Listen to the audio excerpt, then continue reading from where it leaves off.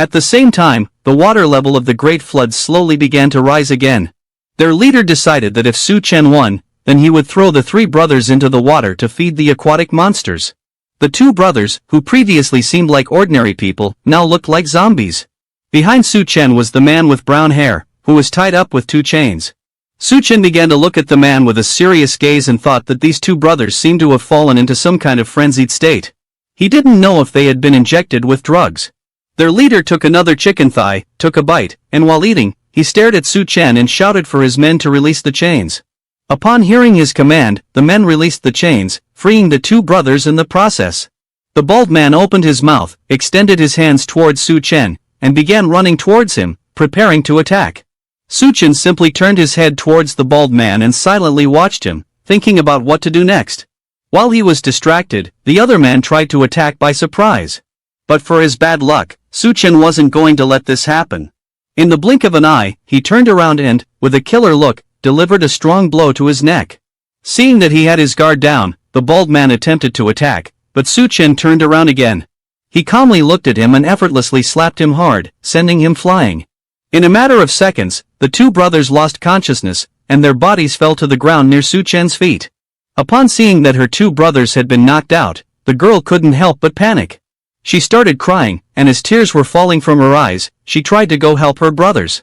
But Duan Yu held the girl with both arms to prevent her from intervening. She began to look at Chen with a worried expression and reassured the girl that nothing would happen to her brothers. While the bodies of the two brothers lay on the ground, Chen simply started looking at them and remained silent. Their leader, who was eating like a pig, couldn't help but be amazed to see that Chen had finished off the brothers so quickly.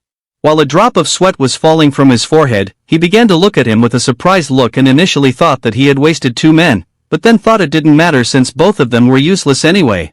He started wiping his mouth with his hand, stared at Chen, and, with an arrogant smile, explained to them that today he was in a good mood. He ordered them to obediently hand over all the supplies they had on them, and in return, he would pretend this never happened. Chen turned his body towards him, began to stare into his eyes, and, with a calm expression, asked him why he had to hand over the supplies. Upon hearing this, the man wearing a crest stood up and, with a serious look, asked him if he was a newcomer.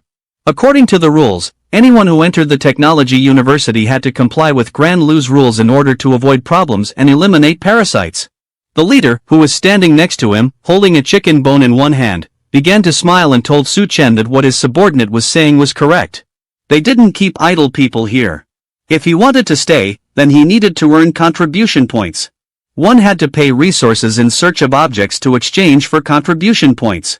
Chen quickly realized that contribution points were the same as money but clearly benefited those who had established the rules much more.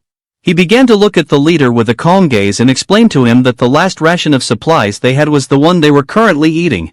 At that moment, a fat man appeared behind them and, with an ominous look, advised Chen that if he wanted to earn contribution points, it would be better for him to work for him. Upon hearing his voice, the expression of the leader and the man with a crest changed drastically. They couldn't help but start sweating and panicking.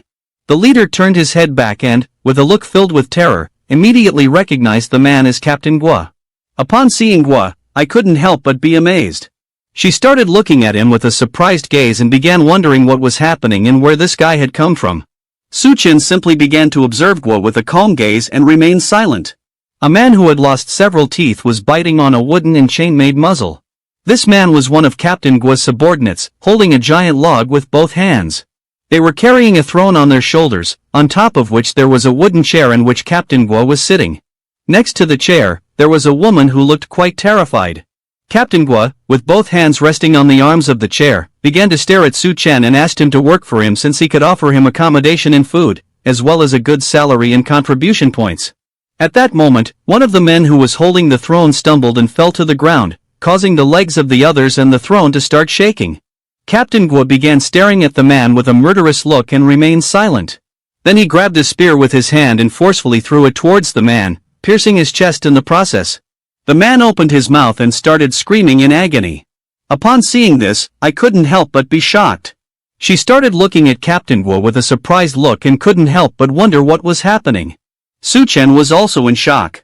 He didn't know who Captain Gua was.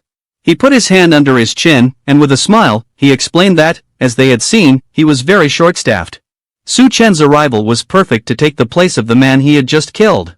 He wanted to take you with him. He even offered her a can of canned meat and the luxury of eating instant noodles.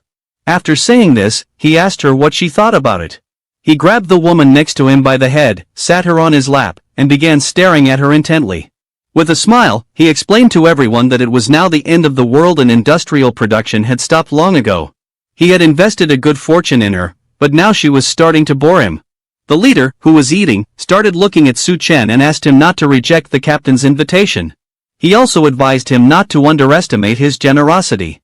The man next to him couldn't help but start sweating and feeling happy because now that the captain was going to have a new woman, they were going to be able to enjoy the previous one.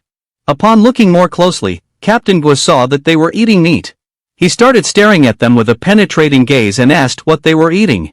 The leader and the other man quickly turned their bodies to the other side and couldn't help but start sweating.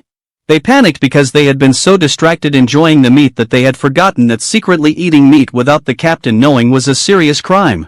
Upon remembering this, the three prostrated themselves before the captain, and the leader, who was sweating, began looking at the ground and apologized to him. He added that they would never dare to do something like this again and asked for another chance, promising him that in the future, any food they had would be given to him first. Captain Guo turned his head back, started looking at them with an aggressive look, and ordered them to be quiet because he was suffocating from the smell. He asked them if they had been eating shit and also ordered them to stop talking and leave as quickly as possible. Duan Yu couldn't help but feel somewhat confused and began to wonder what was happening. Su Chen began to stare at him, and it didn't take long for him to realize that not only had he discovered Duan Yu's power, but it also hadn't affected him. The leader and the two men stood up and were somewhat confused upon hearing the captain's words. They tried to explain to him that what they had eaten was meat. At that moment, they began to look at the food they had just eaten, and upon seeing what it really was, their expressions changed drastically. They were terrified, and they couldn't help but wonder what was happening. The leader opened his mouth and tried to vomit because he felt a lot of pain in his stomach. The three quickly put their hands on their stomachs, turned their backs to them, and started running towards the bathrooms. They couldn't hold it anymore, and they didn't know why suddenly their stomachs hurt so much. As they were moving away, Captain Guo began to look at them and couldn't help but wonder how he ended up with such stupid subordinates. He was very tired, and one day he would kill them once and for all. Su Chen began to stare at Captain Guo and thought that this was very strange. He didn't feel any supernatural power in this guy. He just gave him the feeling of being stronger than others, and under his influence, the others had awakened from Duan Yu's mental control. He didn't know what kind of person Lu Leata was, but seeing his subordinates, he came to the conclusion that he wasn't going to be someone easy to deal with. Captain Guo approached him, started looking at him seriously, caught his attention, and asked him what he thought about his previous proposal. Upon hearing his voice, Su Chen snapped out of his trance, turned his head towards him, and, with a calm gaze, thought that killing him now would only cause problems in the mission. He decided it was better to first find the mutant mouse and then figure out what to do with this guy. He began looking at Captain Guo with a dismissive look and told him that he wasn't interested. Upon hearing this, he started laughing and asked him not to worry because he knew that someday they would come looking for him. After saying this, he decided to leave and gave Lu Tao the order to come forward and take his place. Upon hearing the captain's order, Lu Tao began running towards him and responded with understanding. The captain decided it was time to leave. Lu Tao took the front seat, and they left. Su Chen started looking at them with a serious look and remained silent, lost in thought. Duan Yu turned her head towards him and caught his attention, apologizing to him. She explained that Captain Guo's mental strength was quite strong, which is why her special ability had no effect on him. Upon hearing her voice, Su Chen snapped out of his trance, turned his head towards her, began looking at the ground, and reassured her not to worry because these guys hadn't died after eating the aquatic monsters' corpses. He knew there was something strange about them, so he decided to be cautious. Someone started approaching them from behind and explained that now that they had offended the members of the Royal Guard, they wouldn't forgive them. Upon hearing this, Su Chen slightly turned his head back and saw a man approaching from behind. A gray-haired man with a bandaged head approached them. He took off his hood using both hands, started looking at Su Chen with a serious gaze, and asked him to come with him immediately. Upon seeing that the man knew him, Su Chen couldn't help but be somewhat surprised. He began to look at the man with a calm gaze and asked why he was helping them.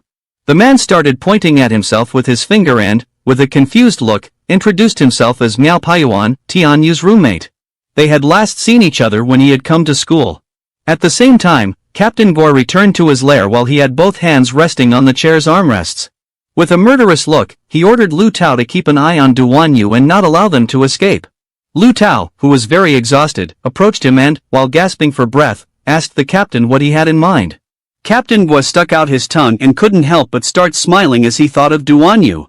He began imagining her and explained to Lu Tao that in the apocalypse, it was very difficult to come across women as sexy as her.